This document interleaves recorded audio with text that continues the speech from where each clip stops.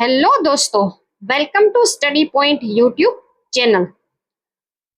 તો આપણે જીપીએસસી ના સિલેબસ વિશે વાત કરી રહ્યા હતા, જેની અંદર પ્રિલિમ્સનો સિલેબસ તથા મેન્સનો સિલેબસ વિશે વાત કરી હતી. તો મોટા ભાગના જે સબ્જેક્ટ છે એના વિશે આપણે ચર્ચા કરી ગયા. આગળના જે લેક્ચર છે જેમાં core subject history, polity, geography, economy એના વિશે વાત કરી દીધી. અને જે કાલનો જે લેક્ચર છે એ સોસાયટી વાળો જે લેક્ચર છે એ હતો, જેમાં સોસાયટી વિશે શું સિલેબસમાં આપેલું છે જેની આપણે વિગતે ચર્ચા કરી હતી. હવે આજ જે છે સિલેબસનો જે આ લાસ્ટ પોઈન્ટ છે એથિક્સ. તો એથિક્સ એટલે કે નીતિશાસ્ત્ર. એથિક્સ પણ આપણા જે સિલેબસની અંદર જે આપવામાં આવેલું છે, જેમ કે યુપીએસસી ના સિલેબસની અંદર પણ આ એથિક્સ નામનો સબ્જેક્ટ છે. પણ આપણે જે Gujarat GPSC Gujarat public service commission જે છે એની અંદર પણ આપવામાં આવેલું છે. તો આપણે જે લેક્ચરની શરૂઆત કરતા પહેલા એક નાનકડા એવા કોટ્સ સાથે આપણે વાત કરીએ, જે આપણે મેન્સની અંદર પણ એનો ઉપયોગ કરી શકીએ.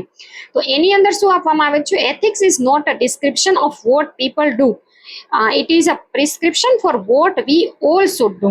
તો એથિક્સ એવું નથી કે કોઈ વ્યક્તિની પર્સનલ લાઈફની અંદર જઈને આપણે જોવા જઈએ, પણ આપણે એવું કહી શકીએ કે લોકોને શું કરવું જોઈએ. એ પછી પબ્લિક પ્લેસ હોય ત્યાં કેવી સિવિક ડ્યુટી ફોલો કરવી જોઈએ. જેમ કે આપણે જાપાનની અંદર જોઈએ, ત્યાં લોકો આમ કહીએ ને કે પ્રોપર સિવિક ડ્યુટી ફોલો કરતા હોય. ત્યાં બહુ વધારે પડતો અવાજ ન કરતા હોય. જ્યારે પણ મેટ્રો ટ્રેનની અંદર એ લોકો બેઠા હોય ત્યારે શાંતિથી બેઠા હોય.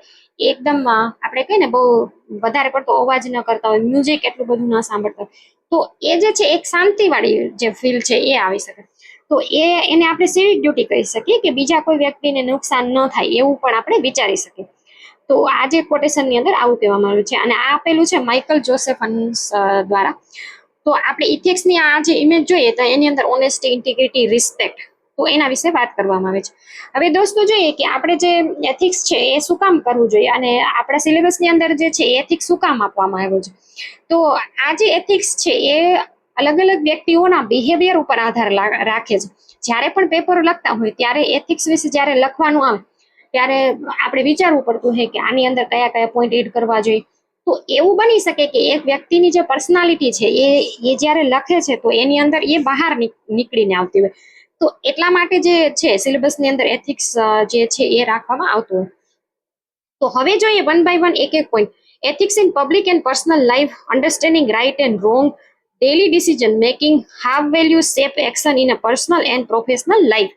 તો એથિક્સની અંદર જોઈએ કે ભાઈ આપણે કઈ રીતના એથિક્સને સમજવું જોઈએ. જેમ કે આપણે જોઈએ કે જાહેર અને અંગત જીવનમાં નીતિશાસ્ત્ર, કેવા નિર્ણયો લેવા જોઈએ, સાચા હોય કે પછી એ ખોટા નિર્ણયો છે એને કઈ રીતના અવોઇડ કરવા જોઈએ. પછી મૂલ્યો અને વ્યક્તિગત અને વ્યવસાયિક જીવનમાં ક્રિયાઓને કેવી રીતના આકાર આપે છે, તો એના વિશેની વાત. આપણા જે મૂલ્યો છે, જેમ કે આપણે પહેલેથી નાનપણથી શીખવવામાં આવતું હોય કે ભાઈ મોટાઓની રિસ્પેક્ટ કરવી જોઈએ, જે એલ્ડર પીપલ છે એની. તો એ વસ્તુ આપણને ફેમિલીમાંથી શીખવાડવામાં. પછી એ પછી જ્યારે સ્કૂલિંગ અંદર જાય ત્યારે પણ આપણને ટીચર દ્વારા એ વસ્તુ શીખવાડવામાં આવતી હોય. તો એ કહી શકીએ કે નૈતિક વસ્તુ છે. આ ઉપરાંત બીજો પોઈન્ટ જોઈએ, honesty, integrity, fairness, being truthful and transparent in action, avoiding bias and treating all people fairly, staying committed to principle even in difficult situation, leading by example in a personal and professional life. તો કોઈ પણ difficult condition આવે, જ્યારે પણ આપણે તૈયારી કરતા હોય ત્યારે પણ આ જ વસ્તુ ઘણા બધા વ્યક્તિઓ સાથે થતી હોય. ઘણા બધા વ્યક્તિઓને ઘણા એટેમ્પ્ટ આપવા છતાં પણ એક્ઝામ ક્લિયર ન થતી હોય. તો ત્યારે એની સાથે ઘણી બધી સમસ્યાઓ આવતી હોય. તો એ સમસ્યાઓને સાથે રાખી એનું કેવું માઇન્ડસેટ રાખવું જોઈએ જેનાથી પોઝિટિવ થિંકિંગ આવે, અને એ પોઝિટિવ થિંકિંગ સાથે પોતાની એક્ઝામ તો ક્લિયર કરી શકે, પણ એક વ્યક્તિ જે છે એ એક કહી શકે ને કે વ્યક્તિ પૂરી રીતે જે છે એ ઓળખ પામે છે, અને એ વ્યક્તિ પોતાનું વિકાસ કરી શકે છે. તો આ પ્રામાણિકતા છે, પ્રામાણિકતા અને ન્યાયપણું, કાર્યોમાં સત્યવાદી, પારદર્શક રહેવું, પક્ષપાત ટાળવો, બધા લોકો સાથે ન્યાયિક વર્તન કરવું, મુશ્કેલ પરિસ્થિતિઓમાં પણ સિદ્ધાંતો પ્રત્યે પ્રતિબદ્ધ રહેવું, વ્યક્તિગત અને વ્યવસાયિક જીવનમાં ઉદાહરણ દ્વારા નેતૃત્વ કરવું. તો ન્યાયિક વર્તન કેવું કહી શકાય કે દરેક વ્યક્તિ સાથે સમાન જે છે એ વર્તન હોવું જોઈએ. એવું નહીં કે કોઈ માર્જિનલાઇઝ કમ્યુનિટી આવે છે તો એના સાથે આપણે ડિસ્ક્રિમિનેશન ભાવથી જોવું જોઈએ, અને કોઈ રીચ પર્સન જે છે એ આવે છે તો એના સાથે અલગ વર્તન કરવું જોઈએ. તો એવું ન બનતા દરેક વ્યક્તિ સમાન છે એવું ગણી એથિક્સની અંદર એને રાખવામાં આવે છે. આ ઉપરાંત ત્રીજો પોઈન્ટ છે compassion and empathy. compassion and empathy in governance, understanding the struggle of ordinary citizens, sensitivity toward the weaker and marginalized section, ensuring justice and dignity for all, serving people with humanity and kindness. તો આ જે છે દરેક વ્યક્તિની humanity આપણે કહીએ ને કે જે લોકો ખાસ કરીને નમ્રતા રાખવી જોઈએ, જે વ્યક્તિ ખરેખર હાસ્યાની અંદર ધકાઈ ગયેલા વ્યક્તિઓ છે એની સાથે નમ્રતા રાખવી જોઈએ અને દયાની જે લાગણી છે એ રાખવી જોઈએ. તો આપણને અહીં કીધું કે શાસનમાં કરુણા અને સહાનુભૂતિ, સામાન્ય નાગરિકોમાં સંઘર્ષને સમજવું, નબળા અને હાસ્યમાં ધકાઈ ગયેલા વર્ગો પ્રત્યે સંવેદનશીલતા, બધા માટે ન્યાય અને ગૌરવ સુનિશ્ચિત કરવું, નમ્રતા, દયાથી લોકોની સેવા કરવી. તો આ જે દયા છે તો એટલી બધી દયા નહીં, જેમ કે કોઈ ઓફિસર છે જ્યારે એ ડ્યુટી પર હોય તો એની સામે માની લ્યો કે કોઈ એવી સમસ્યા આવે, એક કોઈ મહિલા છે અથવા તો કોઈ પણ વ્યક્તિ છે ફોર એક્ઝામ્પલ, તો એની પર્સનલ પ્રોબ્લેમ લઈને આવતા હોય અથવા તો કોઈ બીજી પ્રોબ્લેમ, તો એને પહેલા તો ઇમોશન જે છે ઇમોશનમાં ન વહી જતા ઇમોશન ઇન્ટેલિજન્સ જે છે એ પણ રાખવું ખૂબ જરૂરી છે. તો ઘણા વ્યક્તિ એવા હોય કે જ્યારે એ આપણી પાસે આવતા હોય ત્યારે એની જે ખરેખર એકચ્યુઅલમાં સમસ્યા ન હોય પણ એ ખોટું બોલીને અથવા તો ઇમોશન અત્યાચાર કરીને પણ એ કરતા હોય, તો ઓફિસર પાસે એ પણ જે છે એ ઓળખવાની જે શક્તિ છે એ હોવી જોઈએ. આના પછી છે મોરલ કરેજ અને taking the right stand, speaking up against the corruption and wrong doing, handling pressure, resisting unethical influence, making tough decision, greater good, balancing duty and personal conviction. તો આ જે મોરલ કરેજ છે એ કેવું હોવું જોઈએ? જેમ કે આપણે જોઈએ નૈતિક જે હિંમત અને યોગ્ય વલણ અપનાવવું જોઈએ, ભ્રષ્ટાચાર અને ખોટા કાર્યો સામે બોલવું જોઈએ, દબાણનો સામનો કરવો અને અનૈતિક પ્રભાવોનો પ્રતિકાર કરવો, વધુ સારા માટે કઠિન નિર્ણયો લેવા, ફરજ અને વ્યક્તિગત માન્યતાઓનું સંતુલન રાખવું. તો આપણે કહીએ ને કે કરપ્શન ઘણી વખત આપણે ન્યૂઝપેપરની અંદર વાંચતા હોય કે આવડા મોટા અધિકારી જે છે એ કરપ્શનની અંદર જે છે એ આવી ગયા, એ પછી કોઈ પોલિટિકલ લીડર હોય અથવા તો કોઈ ઓફિસર હોય, તો એ જે કરપ્શન એના વિશે ઘણી વખત આપણે ન્યૂઝપેપરમાં વાંચતા હોય. તો આવું જે છે એવા ખોટા કાર્ય સામે હંમેશા અવાજ ઉઠાવવો જોઈએ. અથવા તો કોઈ પણ વ્યક્તિ છે જેને માર્જિનલાઇઝ કમ્યુનિટીની કોઈ માની લો કે કોઈ મહિલા છે, તો એના ઉપર એની સાથે અપશબ્દો વપરાતા હોય અથવા તો એનું શોષણ કરવામાં આવતું હોય, તો તેની સામે પણ અવાજ ઉઠાવવો જોઈએ. અનૈતિક જે પ્રભાવો થઈ રહ્યા છે એના વિશે પણ વિચારવું જોઈએ અને વ્યક્તિગત જે માન્યતાઓ છે એની વચ્ચે સંતુલન જાળવવું જોઈએ. હવે જોઈએ 5મો point, leadership and responsibility in public service, building trust through the ethical leadership, taking responsibility for the action and decision, ensuring that government institution work for the people.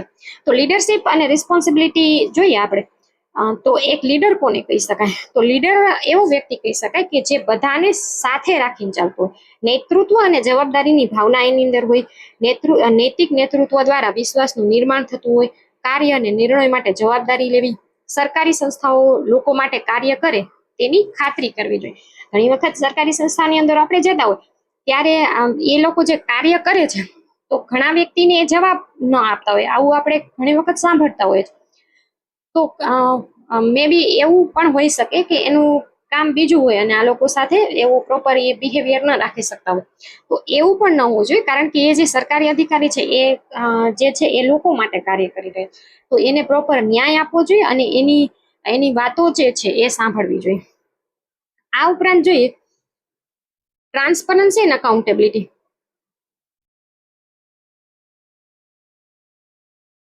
Transparency and accountability, importance of openness in government decision making, ensuring that public resource are used properly. તો જે public resource છે, જેમ કે કોઈ જ્યારે officer બની જાય ત્યારે પબ્લિક યુઝ માટે એને ગાડી આપવામાં આવે કે બીજા રિસોર્સિસ આપવામાં આવે, તો એના પર્સનલ ઉપયોગ ન કરતા એ જ્યારે પણ ડ્યુટી છે એની અંદર ઉપયોગ કરવો જોઈએ. જેમ કે પારદર્શિતા અને જવાબદારી, સરકારી નિર્ણય લેવામાં ખુલ્લાપણું અને તેનું મહત્વ, જાહેર સંસાધનોનો યોગ્ય રીતે ઉપયોગ થાય તેની ખાતરી કરવી જોઈએ. તો જાહેર જે સંસાધનો છે એનો યોગ્ય જે છે એ ઉપયોગ થવો જોઈએ. ડ્યુટીમાં જ્યારે ઉપયોગ કરતા હોય તો એ વેલ એન્ડ ગુડ છે, પણ એના પર્સનલ યુઝ માટે જ્યારે એ યુઝ કરે છે તો એ યોગ્ય ન કહી શકાય. આના પછી છે ethical challenge in administration, balancing rule with real life situation, resolving conflict in interest in decision making, ensuring justice, handling power and responsibility. તો જે એથિકલ ચેલેન્જ આવી રહ્યા છે, જેમ કે આપણે જોઈએ કે ટ્રાન્સપરન્સી હોવી જોઈએ. જેમ કે આપણે પીડીએસમાં જોઈએ તો ઘણી વખત આપણે એવા અત્યારે તો જેમ કે જો ડીબીટી થઈ ગયું એ પછી ટ્રાન્સપરન્સી ઘણી બધી આવી ગઈ, પણ એવા પેલા એવું થતું હતું કે જે પણ જે પીડીએસ ની અંદર જે પણ અનાજ આપવામાં આવે છે પૂરતી રીતે આપવામાં ન આવતું હતું. તો આવું જે ખુલ્લાપણું છે એનું મહત્વ અને જાહેર સંસાધનોનો યોગ્ય ઉપયોગ અને તેની ખાતરી કરવી જોઈએ.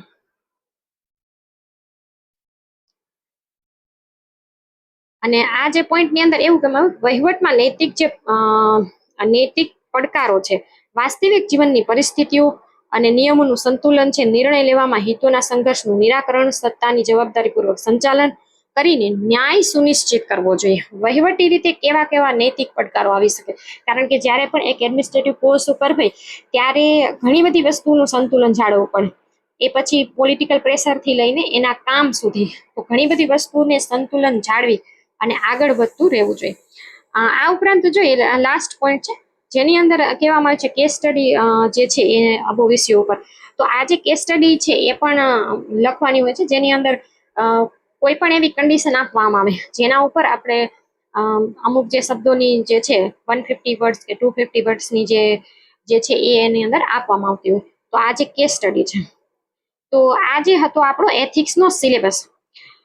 તો વિદ્યાર્થી મિત્રો, આજે આપણી લાસ્ટ સિરીઝ હતી સિલેબસની, તો એને આપણે અહીં જોઈ અને એને એન્ડ કરી. તો હવે નેક્સ્ટ લેક્ચરમાં આપણે હવે એવું પ્રયત્ન કરીશું કે આપણે જીપીએસસી નો જે સિલેબસ છે એના વિશે હવે ડિટેલ જે માહિતી છે એની જે શરૂઆત છે એ આપણે કરી શકીએ.